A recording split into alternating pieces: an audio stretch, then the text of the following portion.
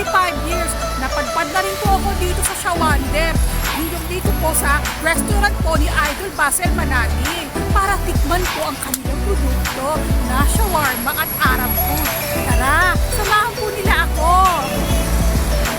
Narito na po tayo sa Shawander po, sa restaurant po ni Idol Basel Manati, the Hungry Syrian Wanderer. At ayan na nga po ang lola po ninyo. Ngayon lang ako nagkaroon ng oras para sumibog dito. Pumasok na po ako dahil linggo, ma-people po. Sobrang dami ng tao po, pero carry lang yan. Siyempre, ako naman na nag-risk na pumunta po dito. At ayan na nga po ang lola po ninyo. Pipila na po ako sa next gen counter kung saan po pipindutin ko po ang aking o-orderin. At ayan na nga kung kasalukuyan, namimili na po ako ng aking o-orderin po dito po sa next gen. At ayan, pindot-pindot na po ako ng mga drinks na aking o-orderin. Ayan na nga po. Ayan, pindot na ang lola po ninyo, ice cream drinks.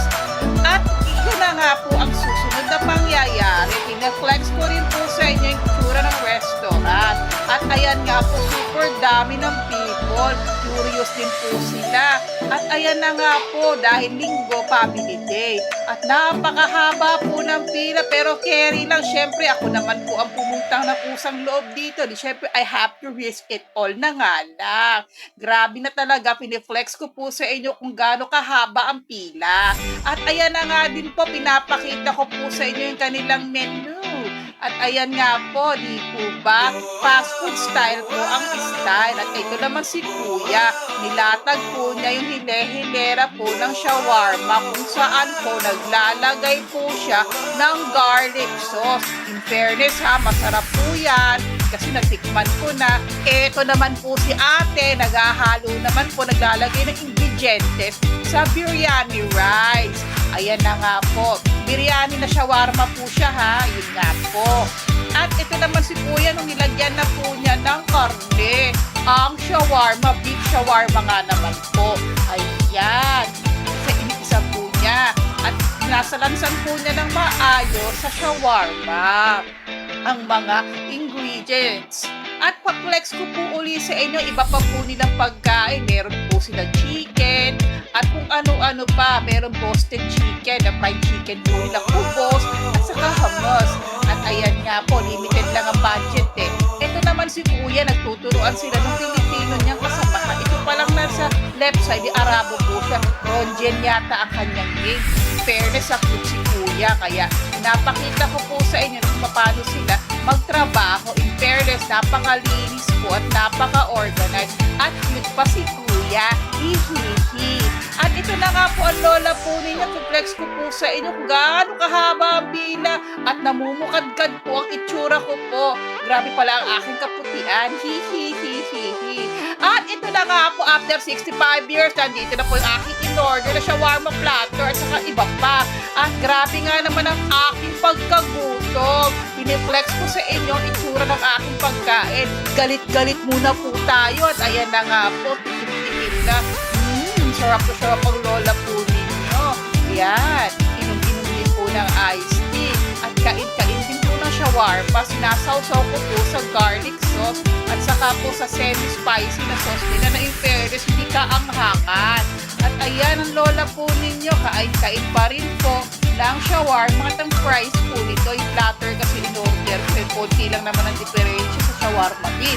At ito na nga po, pagkatapos taob, natapon sa tiyan. Hihihihihi. Tapos tinake out ko na lang yung natira ko. At ito na rin po ang tsura po ng donya po. Na-pretty satisfied. Nagpapakit po muna. Ay, Diyos ko. Busog na busog po ang lola po ninyo.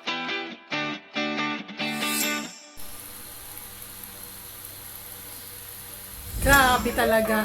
Blockbuster ang pila sa Shawander na yan. Busog na busog ako at napakasarap po ng kanilang shawarma at kanilang napakasarap na Arab food. Buti na lang po at masarap po at sulit na sulit naman po ang aking pinila.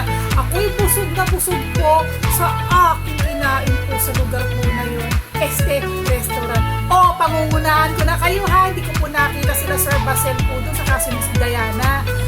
Sayang nga lang. Kasi alam ko naman tatanong sa akin kung naandun ba at nagpa-picture ako sana.